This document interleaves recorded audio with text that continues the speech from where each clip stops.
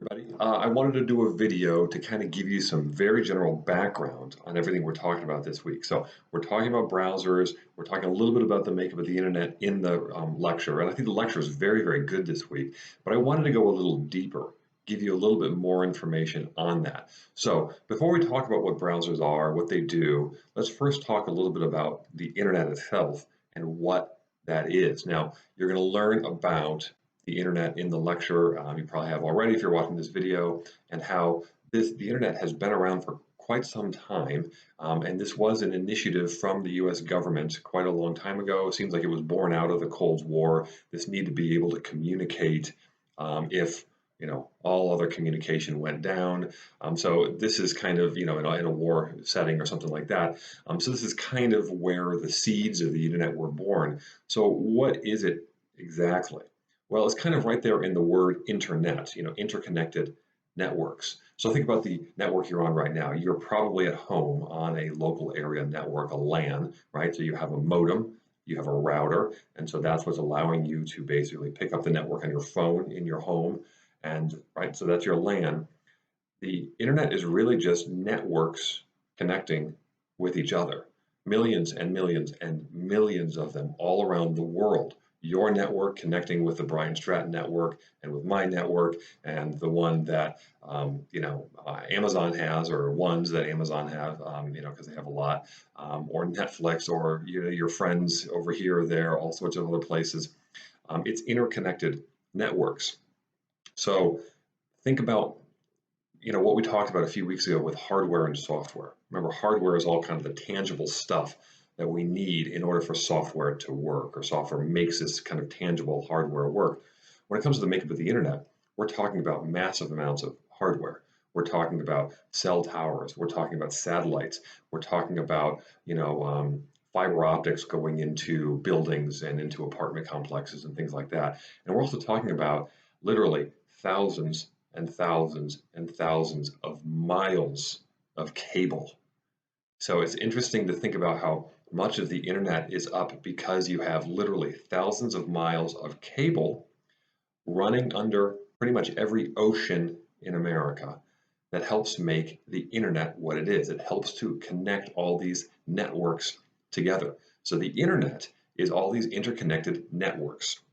It's not like some sort of magical realm where you open this door, this computer door, and you're in the land of Narnia or something like that, where that's the internet. It's kind of out there in the ether. No, it's far more mundane than that. The internet is interconnected networks. So that's what it is, right? It's all this hardware, routing stations, all sorts of stuff all over the world. The World Wide Web sits on that, okay? The World Wide Web is the billions and billions and billions of web pages, websites, all sorts of websites that are made up of web pages that are growing every single day, more and more and more and more and more. And that's what the web is. The World Wide Web has to sit on the internet, okay? And the web itself is massive and growing. And that in and of itself is a huge thing that's broken up usually into a couple different categories. We have what's known as the surface web. And the surface web, these are web pages that are indexed by major search engines like Google or Bing or other things like that. This is basically the searchable web, right? You go online, you Google something, and that's going to be part of what's called the surface web. So you go on YouTube, right? You go on Amazon to search around for things, and you go to Yahoo to check your email. The vast majority of the web, though, is not searchable. It's known as the deep web. So you think about it like maybe like an iceberg or something, the tip of the iceberg, and then below the water is the overwhelming majority of the iceberg. So the overwhelming majority of the internet, this is well over 96% of the internet, I think that's what the number still is not searchable with search engines. This is the deep web. Now, there's nothing sinister about this. People kind of think, they watch TV shows and they think, oh my gosh, this is where all the criminals hang out or something. No, if you're on Blackboard right now, you're on the deep web. This is not searchable. You can't search this up without some sort of password because it's password protected, right?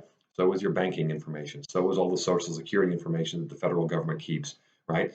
So is your Netflix queue. So is your Amazon wish list if it's private. All these things are part of the deep web. These things are not searchable by Google, right? Or by Bing or something like that. And that's the overwhelming majority of the internet. So you get the surface web, you've got the deep web, you've got a portion of the deep web, which is more of what we'd call the sinister kind of scary stuff. This is the dark web. And these are networks that you can't just jump onto. You need to have some sort of permission. They tend to be heavily encrypted and very secretive. And there's reason for that. Sometimes this is where like these, political dissidents who live in China or live in Iran will communicate with each other because they are part of an oppressive government. And so they need to kind of have some secrecy. So they go onto what's called the dark web. And they use special browsers like Tor browsers that can help with access to these networks that are kind of encrypted and enclosed to certain people.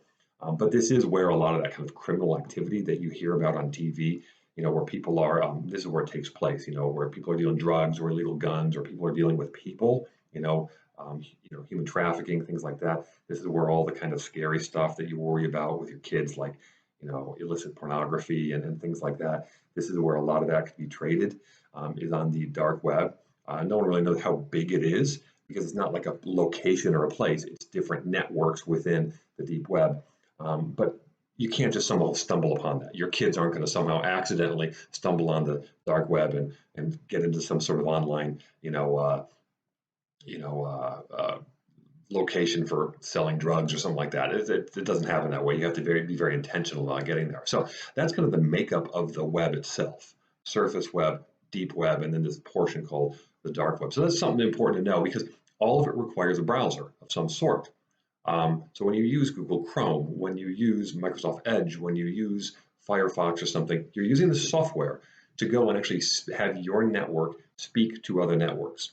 So when I go on YouTube and I want to look at a video or something, what my browser is doing is actively, like behind the scenes, very actively asking for permission for me to be able to access that web page that is on somebody else's network. So that's what a browser does, and then it translates it because this is all code. All right. All of this is put in markup language or different kinds of markup language, and you can't read that, but the browser does, and the browser does it immediately, and it translates it into all the nice video and all the nice images that you're going to be able to see. So browsers are central to understanding it, or to be able to interact with anything that's transmitted on the internet. So any kind of web pages there in the web, they have to really have some sort of browser for you to be able to get the permission to get it from a different network and then to translate it so that you can understand what it is. So in a nutshell, that's what a browser does.